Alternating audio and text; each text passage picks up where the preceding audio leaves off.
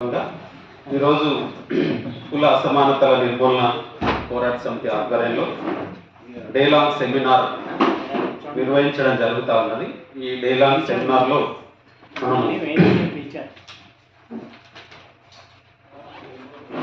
మొదటి సెషన్లో విశ్వవిద్యాలయం భావన నయా ఉదారవాద కాలంలో ప్రజలు న్యాయం అనేటటువంటి అంశంపై మాట్లాడడానికి ప్రొఫెసర్ లక్ష్మణ్ సార్ను మాట్లాడడానికి professor K Srinivasulu sir Osman university వచ్చాడు. సార్కు స్వాగతం. అదేవిధంగా రెండవ సెషన్లో ఉన్నత విద్యా సంస్థల్లో విద్యార్థులపై కుల అణచివేత హింసలు రోహిత్ చట్టం ఆవశ్యకత అనే అంశంపై రఘునాథ్ అన్న హైకోర్టు అడ్వకేటు, పౌర హక్కుల సంఘం రాష్ట్ర ఉపాధ్యక్షులు అన్న కూడా వచ్చారు. తర్వాత Apna Singh assistant professor national law university Bengaluru, Mridula advocate Bengaluru, doctor Prashant Donta వాళ్ళు కూడా అందరే ఉన్నారు, వాళ్ళు కూడా వస్తారు. తర్వాత మూడవ సెషన్లో మనకు కులము రాజ్యము విశ్వవిద్యాలయంలో విద్యార్థి ఉద్యమాలు అనే అంశంపై professor K Lakshminarayana Hyderabad central university sir వచ్చారు. సార్కు కూడా స్వాగతం. తర్వాత నాలుగవ సెషన్లో మనకు రోహిత్ వేముల మరణం ముందు తర్వాత పరిణామాలు విద్యార్థి ఉద్యమాలు అని అంశం మీద ప్రొఫెసర్ కెవై రత్నం హైదరాబాద్ సెంట్రల్ యూనివర్సిటీ నుండి వచ్చారు. సార్కు కూడా స్వాగతం. ఇంకా ప్రొఫెసర్ విజయ్ సార్ కూడా అదే అంశం మీద మాట్లాడతారు. సార్కు స్వాగతం. వేర్పుల సుంకన్న, చెబుడగుంట శేషయ్య వాళ్ళు కూడా అందరూ ఉన్నారు. అదేవిధంగా ఈ సంవత్సర సభలో మనకు హైదరాబాద్ సెంట్రల్ యూనివర్సిటీ నుంచి భవానీ మేడం, తర్వాత ఉస్మాన్ యూనివర్సిటీ నుంచి ప్రొఫెసర్ వెంకటదాస్ మారేడు, అదేవిధంగా వెంకటరెడ్డి సార్, తర్వాత రామారావు సార్, సివిల్ సొసైటీ నుండి ఇంకా ప్రతినిధులు, పౌర హక్కుల సంఘం, తర్వాత ఇతర కుల అసమానతల నిర్మూలన పోరాట సమితి అందరూ చాలా మంది వచ్చారు. సార్ మీరే సారీ సార్ చాలా తెలుసు, హైకోర్టు అడ్వకేట్ కొండలరావు సార్, అందరికీ కూడా స్వాగతం తెలియజేస్తూ, మిత్రులారా మనందరికీ తెలుసు రోహిత్ వేముల హైదరాబాద్ సెంట్రల్ యూనివర్సిటీలో ఇంతకుముందే మోహనకృష్ణ చెప్పినట్టు ఒక గ్రామంలో ఉన్నటువంటి ఊరు వాడకు ఎప్పుడు విభజన ఉంటుంది. ఊర్లో కూడా అన్ని కులాలకు విభజన ఉంటుంది. మనం ఊర్లోకి వెళ్తే కుల వ్యవస్థ యొక్క నిర్మాణం స్ట్రక్చర్ అనేది మనకు అర్థమవుతుంది. అంటే ఆ రోడ్డు అవతల ఆ గేరి అంటే ఇది మాలగేరి, లేకపోతే ఇది కుర్వగేరి, లేకపోతే ఇది మంగళవాడ, అంటే ఈ విధంగా డివిజన్ ఉంటుంది గ్రామాల్లో. ఆ డివిజన్ను అతిక్రమిస్తే కూడా దాడులు జరిగేటటువంటి పరిస్థితి పాతపల్లిలో చూశారు. మనం పాతపల్లిలో వెలివాడలో ఉండాల్సినటువంటి అంటరాని అట్టడు కులాలకు సంబంధించిన మాదిగలు ఊరి పైన ఉత్తరాన ఊరి పైన వచ్చి గుడిసె వేసుకున్నందుకు ఆ గుడిసెలో వెళ్ళి శవాన్ని పెట్టారు. అంటే ఆ స్ట్రక్చర్ను గ్రామంలో ఉన్నటువంటి ఎవరైనా ఏ కులాలకు సంబంధించిన వాళ్ళు కూడా అతిక్రమిస్తే దాడులు అంటే అణచివేతతో సమాధానం అనేది మనకు వస్తుంది. రోజువారీగా కూడా గ్రామాల్లో హింస, మనం అనుకుంటాము దాడి చేస్తేనే ఒక హింస, కొడితేనే ఒక హింస, అంటే తినేటప్పుడు మనం అందరూ తినేటప్పుడు వెళ్తే వాళ్ళకు అవమానిస్తూ వేరే ప్లేట్లో పెట్టడము, లేదా వాటర్ని ఎత్తిపోయడము, 2 గ్లాసులు పెట్టడము, అదొక రకమైన అవమానం. వచ్చినప్పుడే వాళ్ళను మాటల చేత హింసించడం, అదొక రకమైన అవమానం. ఈ అవమానాలు, వివక్ష, అణచివేత అనేది తరతరాలుగా వేల సంవత్సరాలుగా ఈ దేశంలో కుల వ్యవస్థ రూపంలో కొనసాగుతూనే ఉంది. అందుకే చిన్నప్పుడు మేము చూసినప్పుడు పై కులాలకు సంబంధించినటువంటి వాళ్ళ దగ్గరికి అంటరాని కులాలు లేదా అట్టడు కులాలు వచ్చినప్పుడు తినేటప్పుడు కానీ తాగేటప్పుడు కానీ మీకు తాగడం ముఖ్యము, తినడం ముఖ్యము, కాబట్టి ఏ ప్లేట్లో పెట్టినాము, ఎక్కడ పెట్టినాము అనేది అవసరం లేని విషయంగా, అంటే ఆకలి అయినటువంటి వ్యక్తికి, పేదరికంలో ఉన్నటువంటి వ్యక్తికి, తిండి లేనటువంటి వ్యక్తికి తిండి పెట్టడమే గొప్ప విషయము, ముఖ్య విషయము అనేటటువంటి చర్చ కూడా. అంటే తిండి కాదు ఈ దేశంలో సమస్య, ఆత్మగౌరవము, మనిషిని మనిషిగా చూసేటటువంటి ఒక సెల్ఫ్ రెస్పెక్ట్, ఆత్మాభిమానానికి సంబంధించిన సమస్య అని అట్టడుగు కులాల్లో ఉన్న, అంటరాని కులాల్లో ఉన్నటువంటి సెక్షన్స్ ప్రజలు వేల సంవత్సరాలుగా నోరెత్తి అరుస్తూనే ఉన్నారు, ఏడుస్తూనే ఉన్నారు, ప్రాణాలు అర్పిస్తూనే ఉన్నారు. అయినా ఆ సమాజంలో కలిసి బతకడానికి సంబంధించిన ప్రయత్నాలు నిజానికి మనం అనుకోవచ్చు. అంబేద్కర్ కూడా చాలా సార్లు మరి మీరు ముస్లింలకు వేరే దేశం ఇస్తున్నారు, మరి మాకు కూడా ఒక దేశం ఇవ్వండి అనేటటువంటి అంటరాని వాళ్ళంతా ఒక గ్రామంలోనే ఉండాల్సినటువంటి, వెలివాడలోనే ఉండాల్సినటువంటి అవసరం ఏముంది? ఎక్కడో వెళ్ళి ఒక ఊరుగా బతకొచ్చు కదా అనేటటువంటి పరిస్థితి మనం ఎవరైనా అనుకుంటే, మనిషి సంఘజీవి, సమాజంలో కలిసి బతికేటటువంటి ఒక ఏ మనిషిని ఎంత అవమానం చేసినా, ఎంత అణిచివేసినా, చీకొట్టినా, ఎన్ని చేసినా కూడా అందరితో కలిసి బతకడానికి, అందరితో కలిసి పనిచేయడానికి మనిషి ప్రయత్నం చేస్తూనే ఉన్నాడు. ఆ ప్రయత్నాలు అట్టడుగు అంటరాని కులాల నుంచి లేదా మార్జినల్ సెక్షన్స్ నుంచి మానవతావాదము, ప్రజాస్వామికవాదము లేదా విలువలు, లేకపోతే జీవితానికి సంబంధించినటువంటి విలువలు, పని చేసేటటువంటి కష్టపడే తత్వము ఈరోజు ఎక్కడుంది అని మనం చూసుకున్నప్పుడు అట్టడుగు వర్గంలో, అంటరాని కులాల్లో అది సెక్షన్స్లో ఉన్నది. మరి ఇది గ్రామంలో కొనసాగుతున్నది. మరి గ్రామంలో ఉన్నటువంటి వాళ్ళు వేల సంవత్సరాలుగా విద్యకు దూరమై ఈరోజు వాళ్ళని చదువుకోకుండా, చదువుకుంటే నాలుకలు తెగ్గోసినట్టు, చదువుకుంటే వేలును నరికినట్టు, మనం ఒక సింబాలిక్గా అయినా, ఒక కథలో అయినా మనం ఏకలవ్యుని వేలును తీసుకున్నటువంటి ద్రోణాచార్యుడు, తర్వాత శంభూకుని తల నరికినటువంటి రాముడు. అంటే రాజ్యం యొక్క పరిస్థితి లేదా పాలన లేదా మనువాద రాజ్య పాలన ఎట్లా ఉంది అనడానికి మనకు మొత్తం వేల సంవత్సరాలుగా ఆ సింబల్స్ మనకు ఎన్నో ఉన్నాయి. మరి అటువంటి సందర్భంలో మరి రాజ్యాంగము లేదా స్వతంత్రం వచ్చిన తర్వాత మనకు ఒక రాజ్యాంగం వచ్చింది. ఆ రాజ్యాంగంలో హక్కులు ఉన్నాయి, తర్వాత స్వేచ్ఛ ఉన్నది, తర్వాత మనకు అన్ని రకమైనటువంటి ఒక రాజ్యాంగ ఫలాలు మనకు ఉన్నప్పుడు మరి చదువుకోవడానికి ఎప్పుడు చదువుకున్నారు అని మనం దీంట్లో అన్ని విషయాలు, అన్ని రకాల చర్చ కూడా ఈరోజు చేయాల్సినటువంటి అంశాలు కూడా మన మధ్యన ఉన్నాయి.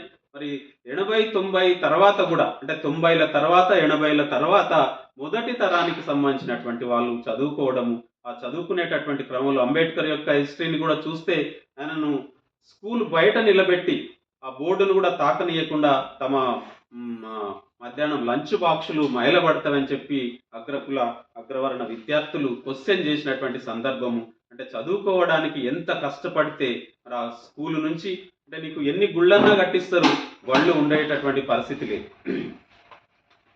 ఒకవేళ బడి ఉన్నా ఆ బడిలోకి వచ్చి చదువుకుంటే చదువుకోనటువంటి స్థితి ఉన్నది. ఆ రకంగా ప్రాథమిక విద్య, ఉన్నత విద్య, అంటే ప్రాథమిక విద్య అంటే 10th క్లాస్ వరకు చదువుకోవడం అనేది గగనం. ఎందుకంటే పని చేయకపోతే పూట గడవనటువంటి స్థితిలో ఉన్నటువంటి ఆ ప్రజలు అసలు చదువుకోవడం అనేది చాలా కష్టం. ఆ చదువు ప్రాధాన్యత ఎట్లా తెలిసింది అంటే అది కూడా 90s తర్వాత. ఈరోజు అంబేద్కర్ తర్వాత పూలే, అంబేద్కర్ యొక్క జయంతి, పూలే యొక్క వర్ధంతి. అంబేద్కర్ జయంతి 1990లో 100 ఇయర్స్ కావడం, తర్వాత పూలే వర్ధంతి 1991లో 100 ఇయర్స్ కావడం, ఇవి రెండు ఒకేసారి రావడం ద్వారా దేశవ్యాప్తంగా, అంటే దేశంలో మొత్తం అన్ని రాష్ట్రాల్లో ఎవరు అంబేద్కరు, ఎవరు పూలే, మహాత్మా పూలే ఎవరు సావిత్రిబాయి పూలే అంటే 90ల వరకు కూడా ఈరోజు రాజ్యాంగాన్ని రచించినటువంటి అంబేద్కర్ కూడా తెలియనటువంటి స్థితి, లేదా పూలే ఈరోజు దేశంలో శూద్రులకు విద్య నిషేధం అని చెప్పి విద్యను చదవడానికి ప్రయత్నం చేస్తే చేతులు నరకడము, వేళ్లను నరకడము, తలలు నరికినటువంటి ఈ దేశంలో ఆధునిక ఆరంభ దశలో మొట్టమొదటిసారిగా సావిత్రిబాయి పూలే తర్వాత మహాత్మా జ్యోతిబా పూలే పాఠశాలలు పెట్టి బ్రాహ్మణీయ మనువాద రాజ్యాన్ని ధిక్కరించి ఈరోజు శూద్రులకు, బాలికలకు, దళితులకు పాఠాలు చెప్పి ఆ విద్యా విప్లవాన్ని ప్రారంభించినటువంటి ఆ పూలే గురించి తెలుసుకోవడం ద్వారా, అంబేద్కర్ గురించి తెలుసుకోవడం ద్వారా ఈ దళిత బహుజనులు లేదా పీడిత కులాలు, అంటరాని కులాలు ఆదర్శంగా తీసుకుని మహనీయుల ఆదర్శాలను ముందు పెట్టుకుని చదవడానికి ప్రయత్నం చేశారు. ఆ చదివే క్రమంలోనే చాలామంది డిగ్రీలు లేదా విశ్వవిద్యాలయాల్లో చాలామంది, అంటే చాలా తక్కువ మంది, చాలా 0.01 అట్లా పర్సెంటేజ్లో వస్తే అటువంటి వాళ్ళను కూడా ఈరోజు రానియకుండా ఎన్నో, రోహిత్ వేముల ఈరోజు హైదరాబాద్ సెంట్రల్ యూనివర్సిటీలో లైఫ్ సైన్సెస్లో పిహెచ్డి, అంటే యూజీసీ ఫెలోషిప్, నేను యాజ్ ఏ జూనియర్ లెక్చరర్ అయ్యే వరకు నాకు సిఎస్ఐఆర్ ఫెలోషిప్ ఉంటుందని తెలియదు. అంటే రూరల్లో చదువుకున్నటువంటి మేము యూనివర్సిటీలో ఎక్కువ రోజులు ఉండకపోవడము, అంటే అటువంటి స్థితిలో ఒక రోహిత్ వేముల లైఫ్ సైన్సెస్లో యూజీసీ ఫెలోషిప్ను, అంటే సిఎస్ఐఆర్ ఫెలోషిప్ను పొందడం, ఆ పొందినటువంటి ఆ హక్కును కానీ ఆ ఫలాలను కానీ అందనీయకుండా అక్కడ ఉన్నటువంటి ప్రొఫెసర్ అంటే నథింగ్ బట్ అత్యున్నతమైనటువంటి మేధో వికాసం కలిగినటువంటి ఒక వ్యక్తి. అంటే రాజ్యాంగము విలువలు, చారిత్రక భావనలు, తాత్విక భావనలు, రాజకీయ భావనలు అన్నిట్లో ఆరితేరినటువంటి నిష్ణాతులైనటువంటి, అంటే గౌరవము మనం సమాజంలో తీసుకుంటే అత్యున్నతమైనటువంటి గౌరవం ఎవరికి ఉంది అంటే ఒక గురువు లేదా ఒక టీచర్, అది ఒక ప్రొఫెసర్కు ఉంది. మరి ఆ ప్రొఫెసరు క్లాస్ రూమ్ లో సమానంగా విద్యార్థులందరినీ సమానంగా చూడాల్సినటువంటి అవసరం ఉంది కదా. మరి అంత మేధో విజ్ఞానం కలిగినటువంటి, జ్ఞానం కలిగినటువంటి ఒక అట్టడుగు అంటరాని కులానికి సంబంధించినటువంటి మొదటి తరం విద్యార్థి నీ దగ్గరకు వచ్చినప్పుడు నువ్వు ఆ విద్యార్థి ఇంకా క్లాస్ రూమ్లోకి రావడానికి, అందరిలో కలవడానికి, యూనివర్సిటీలో చదవడానికి బిడియంగా బెరుకుగా మరి భయపడుతూ ఉండేటటువంటి పరిస్థితులను కూడా అధిగమించేటటువంటి ఒక సహాయ సహకారాలు, మద్దతు, సంఘీభావం ఆ ప్రొఫెసర్స్ నుంచి ఉండాల్సినటువంటి అవసరం ఉండే. అది లేకపోగా కొని అందరినీ కామన్ గా చూసి అందరినీ వదిలేసి నీ పాఠం నువ్వు చెప్పినా బాగుండేది. అట్లా కాకుండా ఊర్లో అగ్రవర్ణ లేదా ఆధిపత్యవాదులు ఏ విధంగా చేస్తున్నారో అదే మైండ్ సెట్ ను, అదే అంటే కుల వ్యవస్థతో కుళ్ళిపోయినటువంటి ఆ మైండ్ సెట్ ను నువ్వు ఆ రోహిత్ వేముల మీద ప్రదర్శించడం అనేది, ఆ కులానికి సంబంధించిన ప్రొఫెసర్లు కూడా ఉన్నారు, ఇంకా చాలా మంది అడగొచ్చు. కానీ ఈరోజు దళారులుగా, దళితులుగా ఉండొచ్చు, బహుజనులుగా ఉండొచ్చు, పీడితులుగా ఉండొచ్చు. నీ మనస్తత్వం అనేది అగ్రకుల మనువాదంతో నిండినటువంటి వాళ్లకు ఊడిగం చేయడము, లేదా బానిసగా మారడము, లేదా దళారిగా మారడము, లేకపోతే బ్రోకర్గా మారడం. అంటే ఈరోజు దళితునిగా, బహుజనునిగా, పీడిత కులానిగా ఉండు అటువంటి సెక్షన్స్ నువ్వు ముందుకు తీసుకురాకపోయినా పర్వాలేదు, కానీ అగ్రకుల మనువాదులకు ఊడిగం చేస్తూ మరి దళిత విద్యార్థులను, పీడిత కులాల బహుజన విద్యార్థులను అణిచివేయడము అనేది మన వేలితో మన కంటిని పొడిచేటటువంటి, అక్కడ ఉన్నటువంటి అంటే రోహిత్ వేముల సామాజిక వర్గానికి, కులానికి సంబంధించినటువంటి ప్రొఫెసర్లు కూడా రోహిత్ వేముల మీద ఆ అణిచివేత చేయడం అనేది చాలా దుర్మార్గము, అన్యాయము, అమానుషం.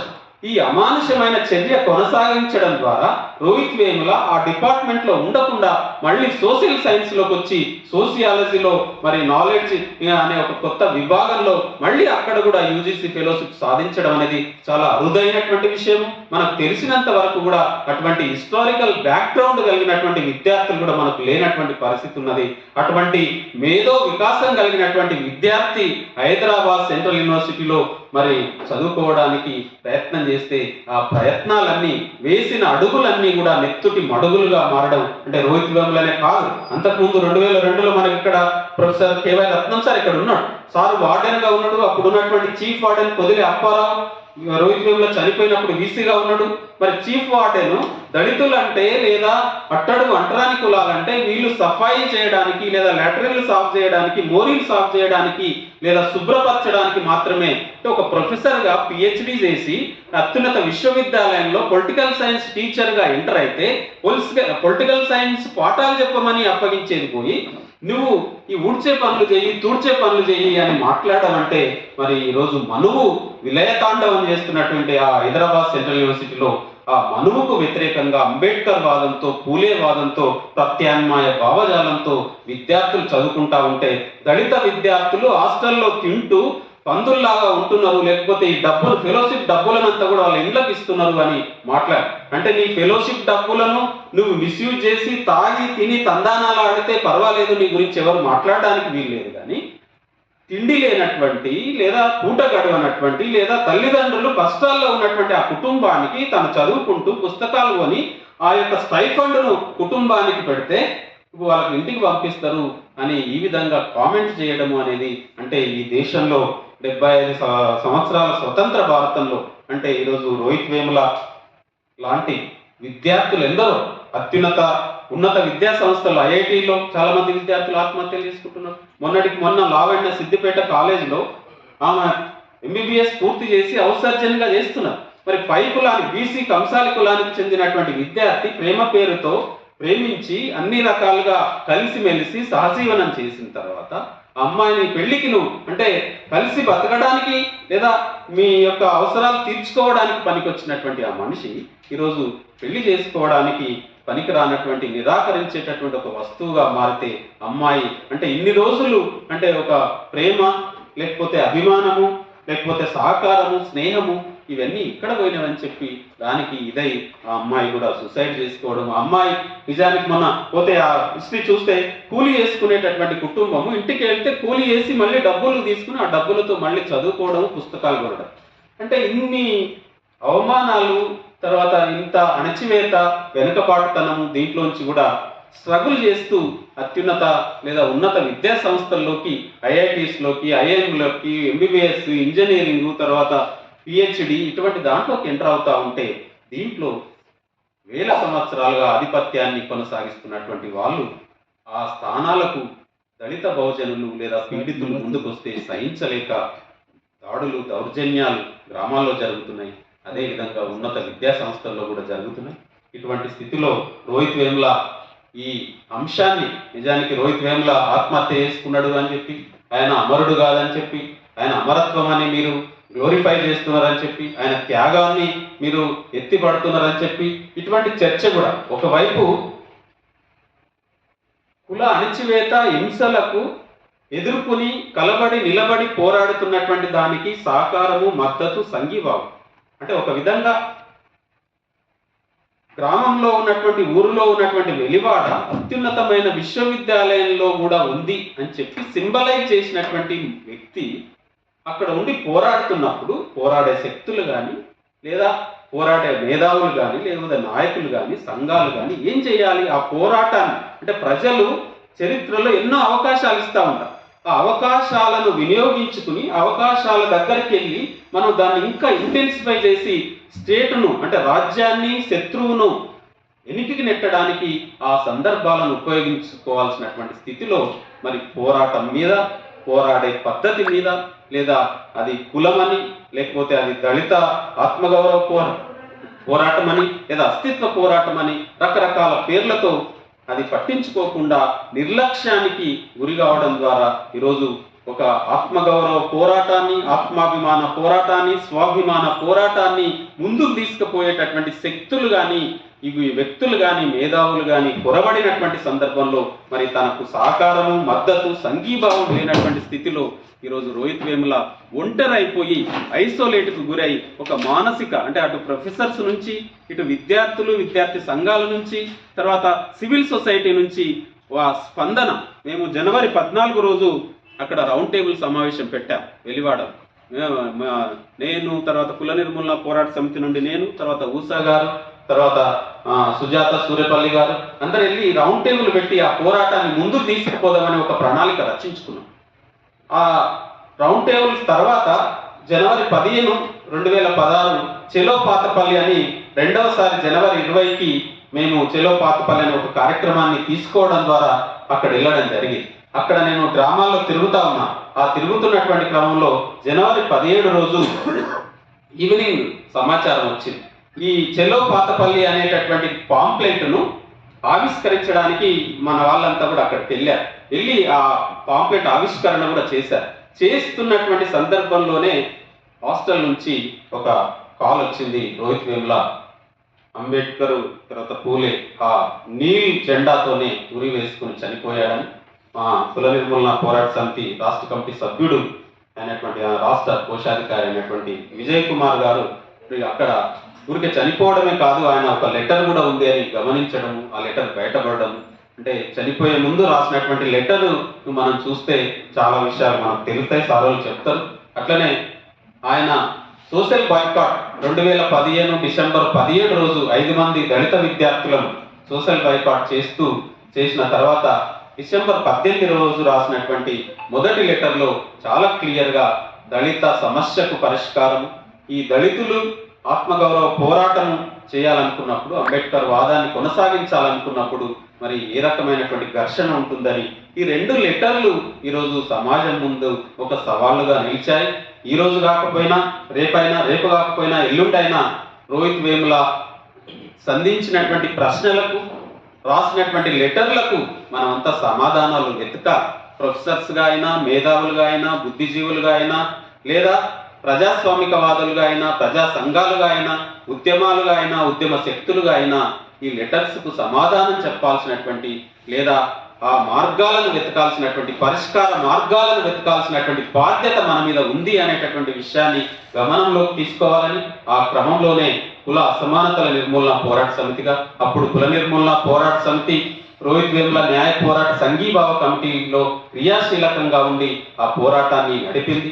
మరి ఈరోజు కుల అసమానతల నిర్మూలన పోరాట సమితిగా మరి రోహిత్ అమరత్వాన్ని 10 ఏళ్ల సందర్భంగా ఈ సివిల్ సొసైటీలో ఒక చర్చను, తర్వాత మొత్తం పరిస్థితులను, ఆ రోజు బీజేపీ అధికారంలోకి వచ్చింది, తర్వాత ఆ ఘర్షణ ఏ విధంగా ఉంది, ఈ 10 సంవత్సరాల్లో మార్పులు ఏ విధంగా ఉన్నాయి, అందరుగా బుద్ధిజీవులుగా మన మీద బాధ్యత ఉన్నది, సంఘాలుగా మన మీద బాధ్యత ఉన్నది, మేధావులుగా మన మీద బాధ్యత ఉన్నది.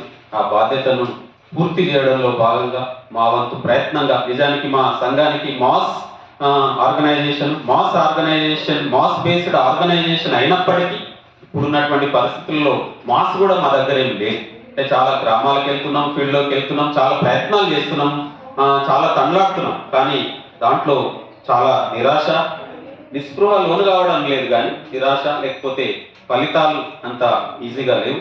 తర్వాత సివిల్ సొసైటీలో కూడా అంత ఈజీగా లేదు పరిస్థితి. ఒక మీటింగ్ ఆర్గనైజ్ చేయడం అన్నా, ఒక మీటింగ్లోకి జనాన్ని లేకపోతే అక్కడ ప్రజలను కూర్చోబెట్టాలన్నా ఈరోజు ఒక సవాల్గా మారినటువంటి పరిస్థితి.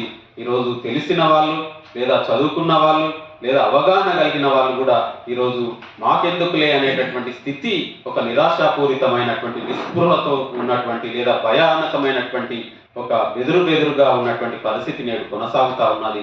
ఈ పరిస్థితిని మనం అధిగమించాల్సినటువంటి అవసరం ఉన్నది, ఈ పరిస్థితిని మనం ఎదుర్కోవాల్సినటువంటి అవసరం ఉన్నది, ఈ పరిస్థితిని మనం సవాల్ చేయాల్సినటువంటి అవసరం ఉన్నది. అది 10 మందిమైనా, 20 మందిమైనా, ఎంతమందిమైనా తప్పకుండా ఆ ప్రశ్న, ఆ సవాల్ కొనసాగాల్సిందే, ఆ సవాల్ను ఎదుర్కోవాల్సిందే. దాంట్లో భాగంగా కుల అసమానతల నిర్మూలన పోరాట సమితి ఈ సెమినార్ నిర్వహిస్తున్నది. కాబట్టి నేను ఎక్కువ సమయం తీసుకున్నందుకు మీరందరూ మన్నించాలి. కాబట్టి ఇప్పుడు